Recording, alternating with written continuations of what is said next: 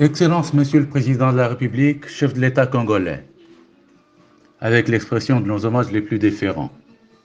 Mes chers compatriotes, au nom du concours national d'éloquence et de débat, à celui des sans-voix et des apolitiques, nous présentons toutes nos félicitations à son Excellence Félix-Antoine Tshisekedi Tshilombo pour avoir gagné haut la main l'élection présidentielle du 20 décembre dernier.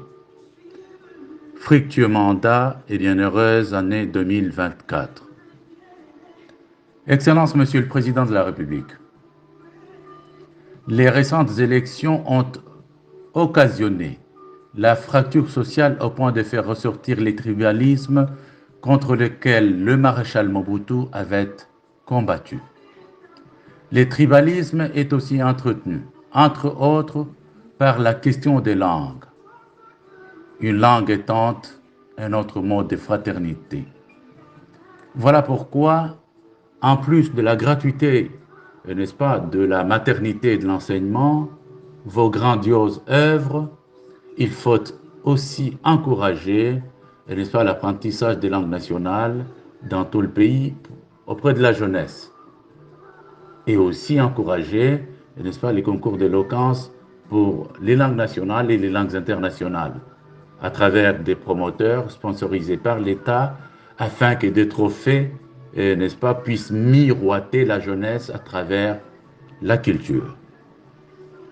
Comme le trophée qui vous a été décerné et déposé au Palais de la Nation, n'est-ce pas, pour votre maîtrise du français, et celui qui a été, n'est-ce pas, décerné à la Première Dame et déposé, n'est-ce pas, à sa fondation pour sa maîtrise de l'anglais. Monsieur le ministre, n'est-ce pas, de la Jeunesse, Yves Bonkolo, avait, sans budget, eu la volonté, n'est-ce pas, de soutenir les trophées Tshisekedi, la 4e édition du concours national d'éloquence et des débats. L'accompagnement financier de ce concours contribuerait à rehausser la qualité de la gratuité de l'enseignement. Votre mot, Excellence, nous obligerait. Monsieur le magistrat suprême, tout en félicitant Joseph Kabila Kabange pour, n'est-ce pas, avoir permis la première passation pacifique et civilisée de pouvoir contre, n'est-ce pas, la volonté de beaucoup qui sont aujourd'hui dans l'union sacrée de la nation, je me rappelle que François Mitterrand disait que la qualité principale d'un homme d'État, c'est la sincérité. Cette dernière est une perle rare chez nous. À travers l'apprentissage des langues et les concours y afférents, les jeunes apprendront les valeurs pour lesquelles Étienne Tshisekedi Wamulumba a sacrifié sa vie dans la lutte pour la démocratie. Valeurs qui nécessitent des réformes, mieux l'innovation par la création d'une brigade de mœurs, à l'instar de la brigade financière que vous avez renforcée. Une brigade de mœurs mettrait par exemple le numéro 1 de la police nationale hors des soucis de gérer un officier qui n'en serait que par le nom et lesquels contesteraient votre réélection alors qu'il est censé rester neutre. Une brigade de mœurs éviterait, à la tête d'une fédération sportive, un bandit qui achète les consciences et paye pour salir vainement les gens dans les médias et les menacer de mort, surtout quand il s'agit d'une fédération de sport de combat connue avant tout pour son côté brutal et sanguinaire. Excellence, Monsieur le Président de la République, pour avoir participé, n'est-ce pas, à la campagne en vue de votre réélection, c'est avec beaucoup de gravité que je m'adresse à vous ce soir. Nous devons éviter les triomphalismes et prendre en compte les avis de l'opposition, malheureusement multiples, et composés des hommes et des femmes capables, n'est-ce pas, de faire quelque chose, en tout cas, qui représente une certaine opinion. Tenant compte de l'élection présidentielle, vous avez été voté à 73% sur les 44% des Congolais qui ont pris part aux élections. Si l'on compte aussi toutes celles et tous ceux qui n'ont pas voté, comme n'ayant pas voté pour vous, bien entendu à tort, nous pouvons dire que nous avons été désavoués par 67% des Congolais. Il faut en tenir compte. 67% des Congolais qui, s'ils ne croient pas dans votre politique, ils ne croient du tout pas, tout simplement, à la politique en général.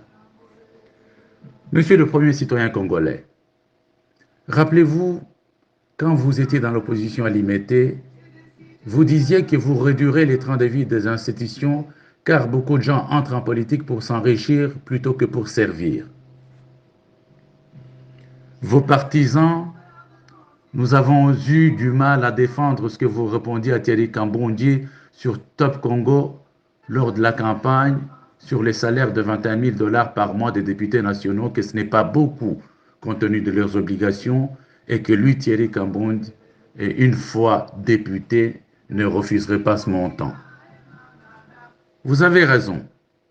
Mais ce qui est choquant et même scandaleux est que ce montant de 21 000 $ n'est pas maintenu, mais qu'il le serait haussé, n'est-ce pas, qu'il passerait à 33 000 $ pour la prochaine législature, en tout cas un montant revu à la hausse, plaçant nos députés parmi les plus payés du monde entier.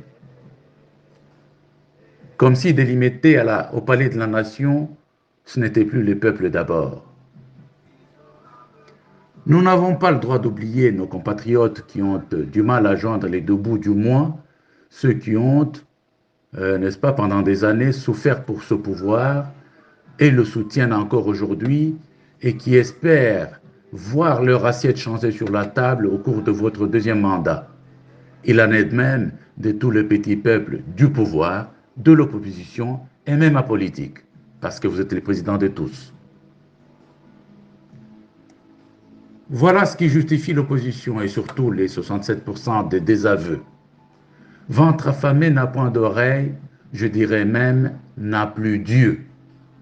Voilà pourquoi vos réalisations, pourtant historiques, ne sont pas reconnues par cette frange de la population qui attend de vous le changement dans les seconds mandats pour lesquels vous devriez faire, pas comme au premier, mais plus qu'au premier mandat. En outre, vous avez préconisé la révision de la Constitution dans ce second mandat. Nous vous y encourageons, Excellence, Monsieur le Président. L'actuelle Constitution est pleine de pièges, de contradictions et d'hypocrisie. Tel en est le cas à son article 10 qui stipule la nationalité congolaise est une et exclusive et ne peut être détenue concurremment avec une autre.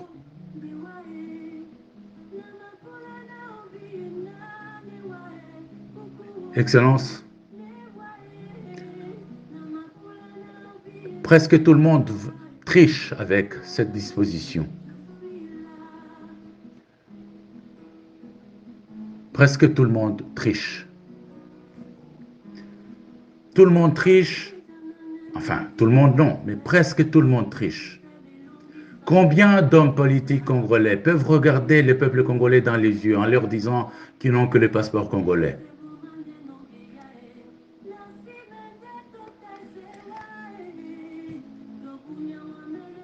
Excellence, c'est une question très importante. Il faut absolument que la double nationalité soit traitée. Nous devons enlever cette hypocrisie. Excellence, Monsieur le Président de la République, c'est dommage de nommer un Premier ministre congolais qui renonce à une autre nationalité alors qu'il est déjà en poste. C'est disgracieux de mettre la CENI et la Cour constitutionnelle devant des aberrations pour se prononcer sur la nationalité de tel ou tel autre candidat, président de la République. Il est écrit que l'on peut tromper tout le peuple pendant un certain temps, que l'on peut tromper une partie du peuple tout le temps, mais qu'on ne peut pas tromper tout le peuple tout le temps. Voyez-vous, Le principe de la double nationalité s'impose. En effet, arrêtons avec l'hypocrisie. Excellence, Monsieur le Président de la République, chers concitoyens, si Martin Luther King avait dit que la religion nous rappelle que chacun est le gardien de son frère, Barack Obama dit pour sa part que chacun est concerné par ce qui arrive aux autres. Ce qui nous unit est plus fort que ce qui nous sépare. Pensons-y.